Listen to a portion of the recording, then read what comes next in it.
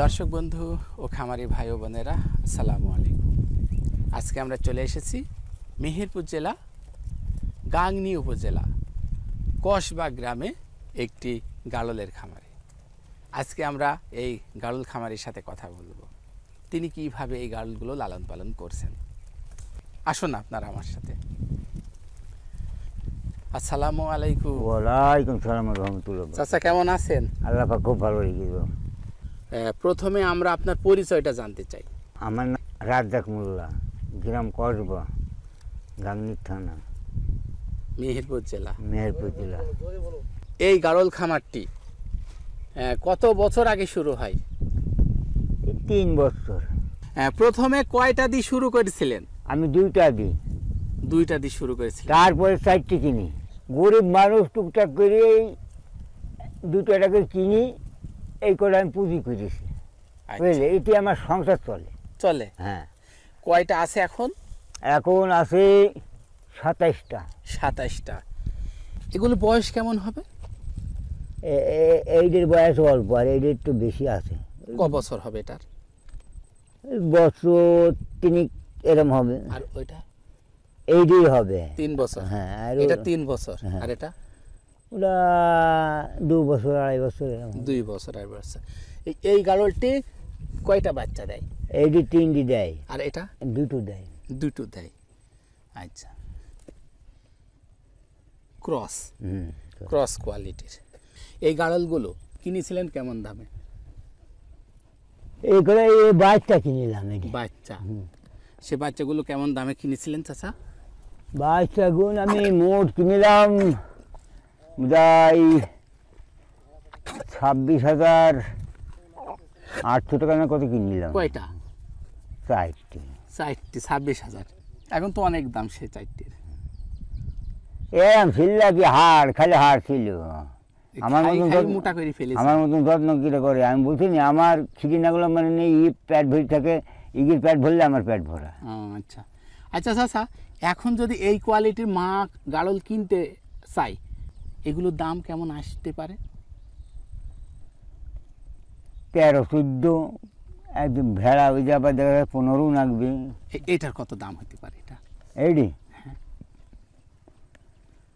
14 এরম হতে পারে। 14। আর আপনার কাছে যেটা আছে? 1000 কম হবে। 13। গাড়লগুলো খুব সুন্দর চাচা। এটা প্রেগনেন্ট না বাচ্চা আছে চাচা? বাচ্চা আছে। বাচ্চা আছে। এই কয়েকদিন মধ্যে হবে। এর কয়েকদিন। তাহলে চাচা আর একটু পরামর্শ দেন, যদি নতুন করে শুরু করতে চাই গাড়ল খামার, তাহলে সে কি করতে পারবে না অন্য কিছু করবে? গরিব মানুষ এটা বোঝাই ভালো। একটা গরু মোষ পুষলে তো বেচা যায় না, অভাবে পড়লে, বুঝলেন। হ্যাঁ। আর এটা দেখা গেল একটা অভাবে পড়ে গেল, একটা বেশি দিলাম, আবার 5টা হবে আমার। এই বাচ্চাটার বয়স কত হবে? এর বয়স হলো 4 দিন। 4 দিন। এই বাচ্চাটা কখন বেচা কেনা হবে? ও বেচবো না তো, ও পার্টি। পার্টি? এটা লিখে দেবেন? ও মা তৈরি করবেন, তাই তো? আমি পার্টির বাচ্চা বেচিনি। ও তাহলে চাচা, আপনার এই গাড়লগুলো নিয়ে ঘুরে ঘুরে বেড়াইতে ভালো লাগে? হ্যাঁ, আমার মনে বোধ খুব আনন্দ থাকে। আমার জিনিস সামনে থাকে, বুঝলে। কেমন দাম হতে পারে এই পাঠাটির? ওই পাঠাটা হ্যাঁ এইটা 17-18 হবে। 17-18 হাজার। আর এই পাঠাটি, এই যে এটা? ওটাও ও ছাড়া 1,000 বেশি হবে। ও আচ্ছা চাচা, গাড়ল লালন পালন করে লাভ হচ্ছে? হ্যাঁ, আল্লাহ খুব ভালো রেখে। আপনার খামারে কোন গাড়লগুলো বেচা কিনা করেন? আমি হ্যাঁ, ওই মেড়া ছাগুন আমার পাল হয়নি তো, বুঝলেন। এই মেড়া গুণ বেশি আমি। আরে ছেলেগুলো? হ্যাঁ, না আমি একটু বড় করি বেশি, বুঝলে। একেবারে ছেলে মানুষ বেশি নেবে। কেমন দামে হয় সেগুলো? ওই দেখা যাচ্ছে 14,000 15,000। হ্যাঁ। আর সেদিনকে যে মেলাটা মারতে বলছে অনেক টাকাই হইতো, মানুষ মারতে বলে পেট ফেলা করে দিয়ে দিলাম এক ব্যাপারীকে। 27,800 টাকা দিয়ে দিলাম। এই গাড়লগুলো আপনি ব্যাপারীদের কাছে বেচা কিনা করেন? হ্যাঁ, ব্যাপারীকে দেখায়। আচ্ছা, দেখি আর পর্তা মতন হয়ে গেলে বেশি একটা। এদের গোসল আপনি কতদিন পর পর করাচ্ছেন? আমি 8 দিন পর পরে করাই। 8 দিন পর পর। আর এদের চিকিৎসা সেবা আপনি করেন না ডাক্তার দিয়ে করান? ওই ডাক্তার দিয়েই করাই।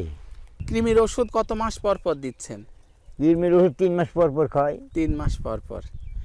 প্রতিদিন মাঠে নিয়ে আসেন এদের? হ্যাঁ, আমি প্রতিদিন। কখন আসেন বাড়ির থেকে? আমি বেলা 10টাও বেজে যায়, 11টাও বেজে যায়, সেই সময় আমি নেও সকালে পর নিয়ে চলে আসি। আর এদেরকে বাসায় ফিরে নিয়ে যান কখন? কোনোদিন এর আগেও নিয়ে যায়, আজকে একটু দেরি হয়ে গেল, এত বেলা নিয়ে যাবো, নিয়ে যাই মানে মাছা করা আছে, মাছায় থাকবো, আমি একটু খাবো, খাইয়ে হ্যাঁ, আবার বিকালবেলা ছাড়বো। আসরের কোনোদিন আসরের আগেও ছাড়ি, কোনোদিন আসরের সময় ছাড়ি। ও আচ্ছা আচ্ছা। এই গাড়ল লালন পালন করে আপনি সফলতা পেয়েছেন? হ্যাঁ, আমার আল্লাহ খুব ভালো রেখি। আচ্ছা। যদি আমার নতুন কোনো বন্ধু খামার শুরু করতে চায় তাহলে মা দিয়ে শুরু করবে না বাচ্চা দিয়ে শুরু করবে? মার পেটে বাচ্চা আছে, বুঝলেন, 2 পয়সা বেশি নি, তাও বাচ্চা আলাদা দেখা যাচ্ছে, একটা পাটির বাচ্চা আছে পেটে, ওইটা নিলে পরে লাভবান। আচ্ছা। আর পাঠাটা কেমন নিতে হবে? ও ভেড়া আমার যাই হোক, বুঝলেন, হ্যাঁ হ্যাঁ মেলা নিতে হবে। ওই দেখুন ওই পাটিটা দেখছেন না, হ্যাঁ। ওরা নেজালাটা নিতে হবে। বড় লেজাল? হ্যাঁ, বড় নেজা, সব দেখেছেন আমার সব বড় নেজা। আচ্ছা আচ্ছা। আপনি কি কোথায় থেকে জানতে পারলেন যে গাড়ল বলে কিছু আছে, এইটা পুষতে হবে, লাভ আছে ভালো? আপনাকে কে বলেছিল? আমার কেউ বলিনি, একটা গ্রামে ছিল, সে একটু অসল হয়ে গিয়ে, বুঝলি, হ্যাঁ। আমি এর আগে নখের জমি ভাগে করতাম, হাল গরু ছিল, বুঝলি, হ্যাঁ হ্যাঁ তে বলছে দেখো তুমি পরে জমি ভাগে করো না, হুম হুম হ্যাঁ, ভাগে মাগে করো না, তুমি ভেড়া কেন গা, সেই লোকটা বলে ভেড়া কেন গা, হুম হুম দিলে কারো জমি কোনো আবাদ করি কোনো শান্তি নেই, তার কারণ ডুবে পুড়ে আসে, আর আমার এটা ডুবে পুড়ে নেই। হুম হুম। হ্যাঁ, একটা বেশি ধান কিনবা, 5টা আবার হবে, সে কিন্তু শুরু হয়ে শুরু। সেই থেকে চলতে হ্যাঁ, আছে। সেই লোক বলার পরেও বহুদিন পরে আমি এটা করতেছি। ও বাড়ি বলতো না, এসব কিনতে হবে না, তাই আমি বললাম না কি। আচ্ছা, আপনি বলতে চাচ্ছেন গাড়ল লালন পালন খুবই একটি লাভজনক চাষ। হুম। এই গাড়ল যদি কারো বাসায় থাকে তাহলে তার কোনো অভাব থাকবে না। দুটো সে যে ধৈর্য ধরে পোষে, হ্যাঁ, হ্যাঁ। হ্যাঁ, তাহলে তার সব করতে পারবে সে। তাহলে এই গাড়ল খামার আপনি সামনের দিকে এগিয়ে নিয়ে যেতে চান? আমি আরো পেশার চাই না, আমি সামনেই আগাইতে চাই আমি। আরো বেশি করতে চান? হ্যাঁ, পেশার চাই না।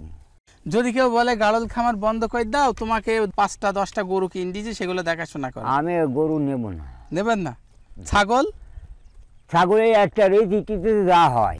এই বাচ্চাগুলো কেমন দামে বেচা কেনা হয় চাচা? আমার এই বাচ্চা 10,000 টাকার দাম এখন। 10,000? হুম। এই কোয়ালিটির মা গাড়ল যদি আমার কোনো বন্ধু কেনে কেমন খরচ হবে? ও দেখা যাচ্ছে 14-15 পড়বে। 14-15? হ্যাঁ, আপনার সংসার কি এই গাড়লের উপরে চলে না অন্য কোনো আয় আছে?